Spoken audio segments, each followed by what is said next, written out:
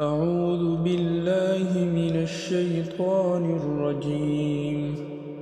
بسم الله الرحمن الرحيم.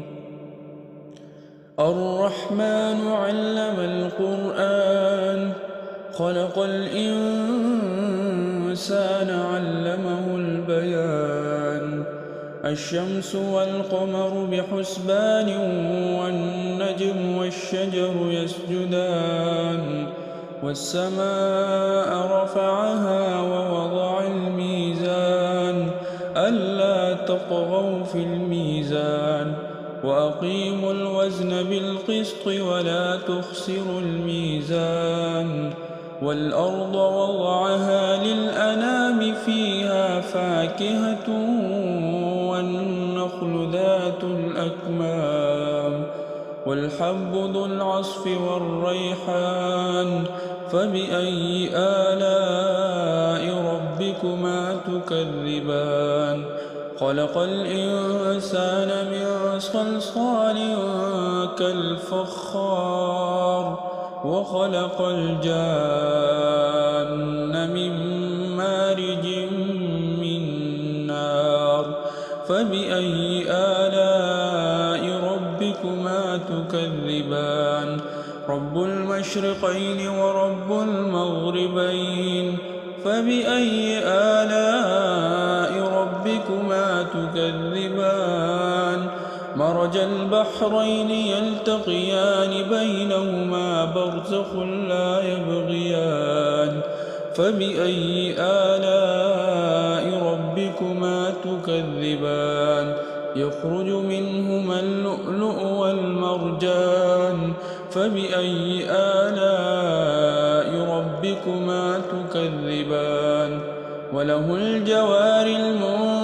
المنشآت في البحر كالأعلام فبأي آلاء ربكما تكذبان كل من عليها فان ويبقى وجه ربك ذو الجلال والإكرام فبأي آلاء ربكما تكذبان يسأله من في السماوات والأرض كل يوم هو في شأن فبأي آلاء ربكما تكذبان سنفرغ لكم أيها الثقلان فبأي آلاء ربكما تكذبان يا معشر الجن والإنس إن استطعتم أن تنفذوا من أقطار السماوات والأرض فانفذوا لا تنفذون إلا بسلطان فبأي آلاء ربكما تكذبان يرسل عليكما شواظ من نار ونحاس فلا تنتصران فبأي آلاء ربكما تكذبان فإذا انشقت السماء فكانت وردة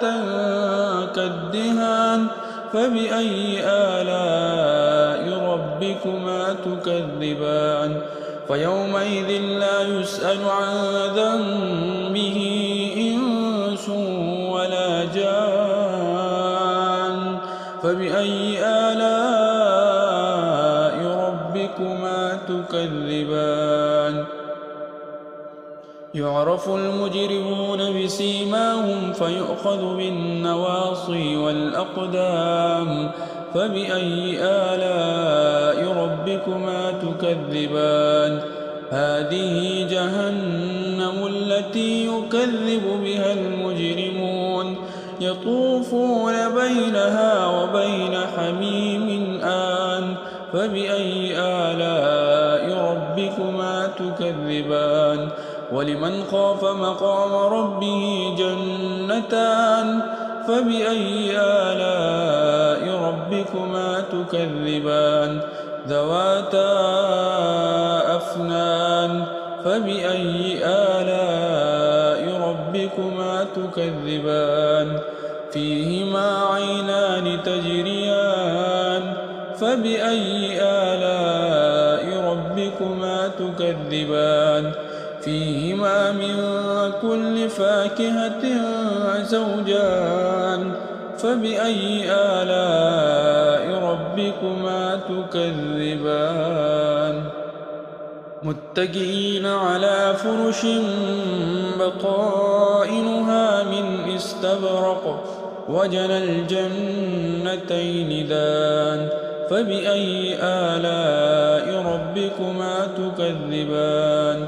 فيهن قاصرات الطرف لم يطمثهن إنس قبلهم ولا جان فبأي آلاء ربكما تكذبان كأنهن الياقوت والمرجان فبأي آلاء ربكما تكذبان هل جزاء الإحسان إلا الإحسان فبأي آلاء ربكما تكذبان ومن دونهما جنتان فبأي آلاء ربكما تكذبان مدهامتان فبأي آلاء ربكما تكذبان فيهما عينان نضاختان فبأي آلاء ربكما تكذبان فيهما فاكهة ونخل ورمان فبأي آلاء ربكما تكذبان فيهن خيرات حسان فبأي آلاء ربكما تكذبان حور مقصورات في الخيام فبأي آلاء ربكما تكذبان لم يطمثهن إنس قبلهم ولا جان فبأي آلاء ربكما تكذبان متكئين على رفرف خضر وعبقري حسان فبأي آلاء ربكما تكذبان تبارك اسم ربك ذي الجلال والإكرام صدق الله العظيم.